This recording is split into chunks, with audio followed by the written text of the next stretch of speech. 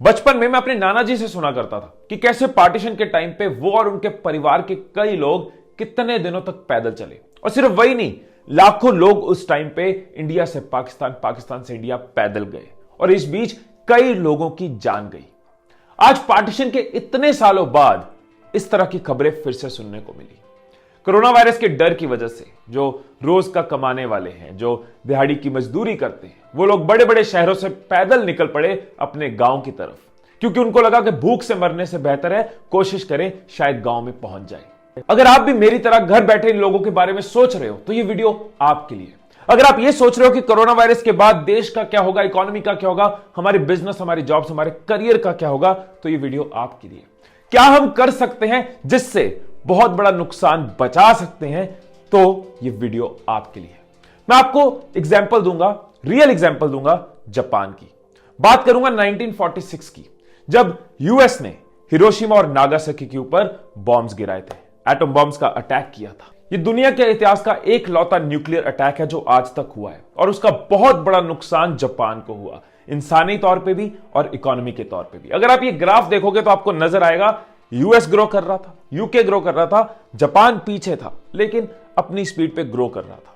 और जैसे यूएस ने ये अटैक किया, जापान की इकोनॉमी एकदम से नीचे गई, डिप करी, कई साल वो पीछे चले गए। अब इस टाइम पे जापान इतना स्ट्रांग नहीं था कि वो लड़ पाए, वो वापस टक्कर ले पाए। तो जापान के लोगों ने, जापान की गवर्नमेंट ने, जापान के एक एक नागरिक ने, सिटीजन ने ये डिसाइड किया कि हम बदला तो लेंगे, लेकिन अगर हम वेपन्स के साथ नहीं ले सकते, अगर हम अटैक करके नहीं ले सकते, हम दूसरे तरीके से लेंगे। सबने डिसाइड किया कि हम जबरदस्त मेहनत करेंगे, दिन रात एक करेंगे। जो किसी ऑटोमोबाइल की फैक्ट्री में पेच भी कस रहा है ना, वो ऐसे कस रहा है कि यूएस के साथ बदला लेना है। कोई टेक्सटाइल मिल में काम कर रहा है, कपड़ा बना रहा है, वो भी ऐसे बना रहा है कि यूएस के साथ बदला लेना है। दिन रात मेहनत करनी है, इतनी मेहनत करनी है कि जापान को नंबर 1 इकोनॉमी बनाना है।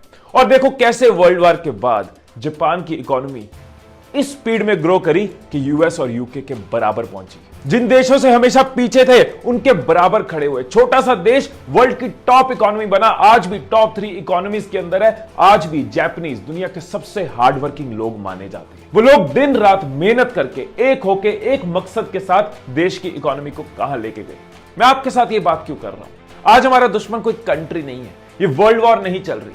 हमारा दुश्मन एक ऐसी चीज है जो शायद वॉर से भी बुरा हाल है, जिसके बारे में हम कुछ कह ही नहीं सकते। एक ऐसा वायरस जिसके बारे में अभी साइंटिस्ट भी श्योर नहीं है, डॉक्टर्स भी श्योर नहीं है। अभी ह्यूमन ट्रायल्स शुरू होंगे, उसके बाद वैक्सीन बनेंगी। ये पता ही नहीं है कि कितने दिन चलेगा, कितने दिन नहीं चलेगा। सब लोग अभी कंफ्यूजन में है, सबको भी डाउट है, कोई क्लैरिटी नहीं है किसी चीज की। अब एक ऐसा दुश्मन जब कंट्री के अंदर आ गया, एक ऐसा दुश्मन जब दुनिया के अंदर आ गया, तो आप देख रहे हो कैसे स्टॉक मार्केट्स क्रैश कर रही है, इकोनॉमी वीक हो रही है। आगे किस तरह का रिसेशन आने वाला है अभी हम अंदाजा भी नहीं लगा सकते। कई कंपनीज ऑलरेडी, कई इंडस्ट्रीज, सिर्फ कंपनीज नहीं, पूरी इंडस्ट्रीज इस टाइम पे अफेक्टेड है। कई कंपनीज इस तरह के टाइम पे बैंकक्रप्ट हो सकती हैं। क्यों? क्योंकि रेंटल्स नहीं दे पा रहे, सैलरीज नहीं दे पा रहे, कैश फ्लो नहीं है, पैसा आ नहीं रहा, सब कुछ रुक गया है, कंट्री रुक गई है। कहीं ना कहीं हमें पता है कई कंपनीज बंद होगी, कई कंपनीज अपने स्टाफ को कम करेंगी। जब स्टाफ कम करेंगी, लोगों को निकाला जाएगा, तो मार्केट में जॉब्स कम होंगी, जॉब लेने वाले ज्यादा होंगे, जिसकी वजह से इंक्रीमेंट्स कम होंगे, सैलरी कट्स होंगी। इसकी वजह से लोग खरीदेंगे कम, परचेज कम करेंगे, ओवरऑल पूरी इकोनॉमी और कमजोर होती जाती है। अब कोरोना वायरस के बाद, लॉकडाउन के बाद क्या होने वाला है? लॉकडाउन में 2 ऑप्शंस हम सबके पास है, मेरे आपके पास, सबके पास है। एक ऑप्शन, रोते रहे, उदास रहे, नेगेटिव रहे। मैं ऐसे कई बिजनेस ओनर्स को जानता हूं जो इस टाइम पे परेशान है, रो रहे हैं कि यार फैक्ट्री बंद है, यार काम नहीं चल रहा, रेंट देने पड़ेंगे, 100 कंप्लेंट्स हैं, पीएम को गाली दे रहे हैं, सीएम को गाली दे रहे हैं, पुलिस को गाली दे रहे हैं। लेकिन अगर मैं उनसे पूछूं कि दिन भर कर क्या रहे हैं, कुछ नहीं, ताश खेल रहे हैं, लूडो खेल रहे हैं, टाइम ऐसे जा रहा है। मैंने कुछ फाउंडर से बात करने की कोशिश करी कि माहौल कैसा है। वो मुझे बताते हैं कि एम्प्लॉइज छुट्टी के मोड में है। 10 में से 8 लोग तो ये सोच रहे हैं कि छुट्टी चल रही है। देखो, घर बैठे सोफे के ऊपर व्हाट्सएप करते हुए आलोचना करना, क्रिटिसाइज करना बहुत आसान है, लेकिन जिम्मेदारी लेना मुश्किल है। लेकिन जो खतरा सामने खड़ा है ना, हमारे ऊपर, हमारे बिजनेसेस के ऊपर, हमारी जॉब्स के ऊपर, दिहाड़ी के मजदूरों के ऊपर, इकोनॉमी के ऊपर, उसके लिए मुझे आपको जिम्मेदारी लेनी होगी। सेकंड ऑप्शन, जिसकी वजह से मैं ये वीडियो बना रहा हूं, जो जापान ने किया। हम सब इस टाइम पे लॉकडाउन को टाइम वेस्ट करने की जगह 5 चीजें ऐसी कर सकते हैं जिससे हम कंट्री को बहुत फायदा दे सकते हैं, इकोनॉमी को बहुत फायदा दे सकते हैं। पहली चीज जो हमें याद रखनी होगी कि हमारा शरीर लॉकडाउन में है, हमारा दिमाग लॉकडाउन में नहीं है। हम हमेशा कंप्लेन करते आए ना कि इंडिया में स्किल्स की कमी है, एजुकेशन ढंग की नहीं है, लोगों के पास एजुकेशन ट्रेनिंग का टाइम नहीं है। ये टाइम है कि हम सब मिलकर सीख सकते हैं, अपने स्किल्स को ग्लोबल लेवल पे अपग्रेड कर सकते हैं, अपने काम के रिलेटेड, अपनी जॉब के रिलेटेड, अपनी पढ़ाई के रिलेटेड, करियर के रिलेटेड, बिजनेस के रिलेटेड कुछ ना कुछ ट्रेनिंग्स ले सकते हैं। YouTube आपके पास है। फालतू की मूवीज देख के दिन बिता रहे हो, मूवीज भी देखनी है तो वो देखो जो आपको सिखाएं इस टाइम पे। भगत सिंह ने जेल के अंदर बैठे हुए 716 दिन में 300 किताबें पढ़ ली थी और वहीं बैठे जेल के अंदर से रेवोल्यूशन क्रिएट कर रहे थे। हमारे पास तो उनसे कई गुना ज्यादा कंफर्ट्स है, हमारे पास तो phone, internet, e books, training programs है। मैं और मेरे जैसे कई ट्रेनर्स की हजारों वीडियोस आपको YouTube पे मिल जाएंगी। कितनी ट्रेनिंग हम दे चुके हैं। इस टाइम पे, लॉकडाउन के टाइम पे भी हम सब रेगुलरली वीडियोस डाल रहे हैं। जब हम सिखाने में नहीं रुक रहे तो आप सीखने में क्यों रुक रहे हो? इस टाइम को यूज करें ना। आप सीखेगा इंडिया पे जाओ, अगर सेल्स के रिलेटेड ट्रेनिंग चाहिए सीखेगा इंडिया ऐप डाउनलोड करो। अगर डिजिटली ग्रो करना चाहते हो, कैसे डिजिटल इनकम क्रिएट करी जाती है, इस ऐप के अंदर आपको पूरी पूरी ट्रेनिंग प्रोग्राम्स मिलेंगी। चाहे यूट्यूब से सीखो, चाहे ऐप से सीखो, कहीं से भी सीखो, लेकिन इस टाइम को यूज करो, लूज ना करो। अब मैं दूसरी चीज की बात करता हूं। आपको पता है रिसेशन में कई कंपनीज बंद हो जाती हैं, कई कंपनीज बर्बाद हो जाती हैं, लेकिन रिसेशन में कई नई कंपनीज खुलती हैं। कुछ लोग रिसेशन के अंदर ही मौके ढूंढते हैं, इनोवेट करते हैं, कुछ नया करते हैं।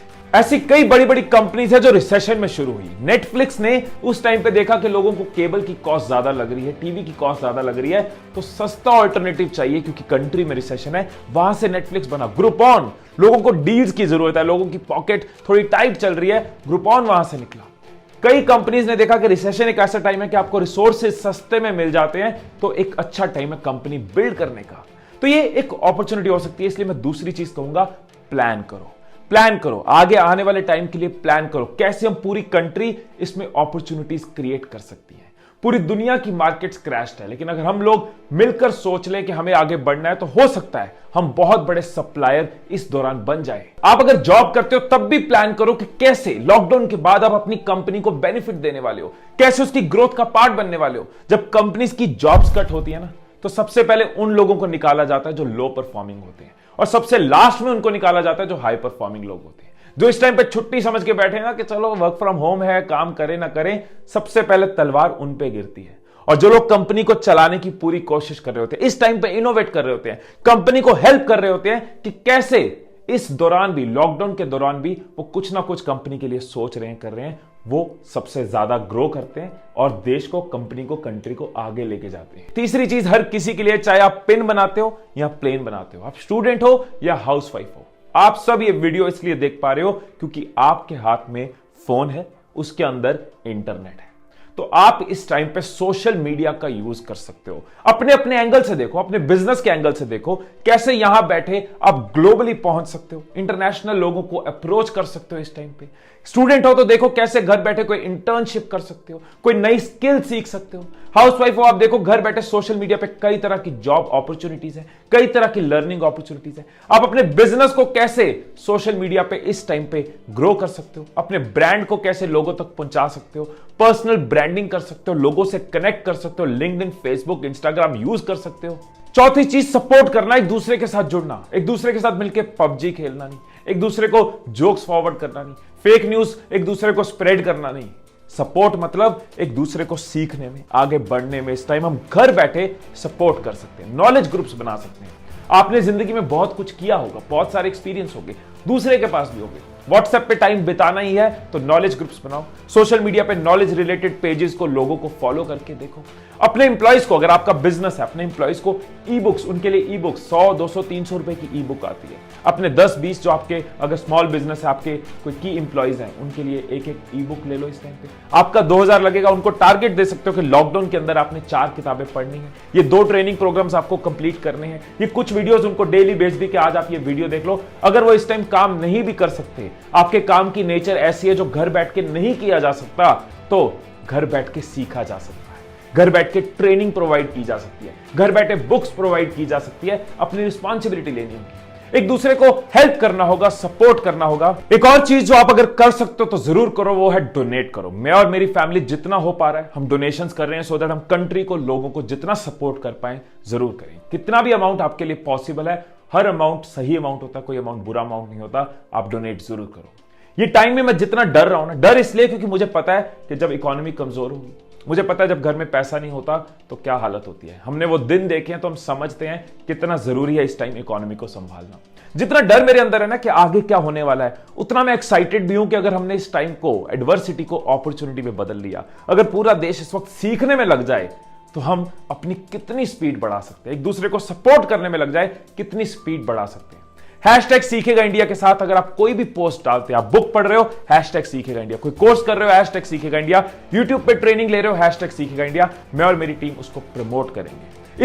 इस मिशन को, इस बात को हर किसी तक पहुंचाओ कि ये टाइम वेस्ट करने का नहीं है, सीखने का है। आने वाले टाइम के लिए प्रिपेयर करने का है, आने वाले टाइम से लड़ने के लिए हम सबको इस टाइम सीखना होगा। मेरी कई सारी फ्री ट्रेनिंग्स का लिंक आपको नीचे डिस्क्रिप्शन में मिल जाएगा। अगर आप डिजिटल एंटरप्रेन्योर बनना चाहते हो, इस टाइम पे समझना चाहते हो कि डिजिटली कैसे कमाया जाता है, उसका भी लिंक आपको नीचे मिल जाएगा। मैं जितना हो सकेगा सपोर्ट करता रहूंगा। आप मेरे साथ वादा करिए कि आप इस टाइम को यूज करेंगे सीखने में, आगे बढ़ने में। इस बात को हर किसी तक पहुंचाइए, मिलकर देश को मजबूत बनाइए।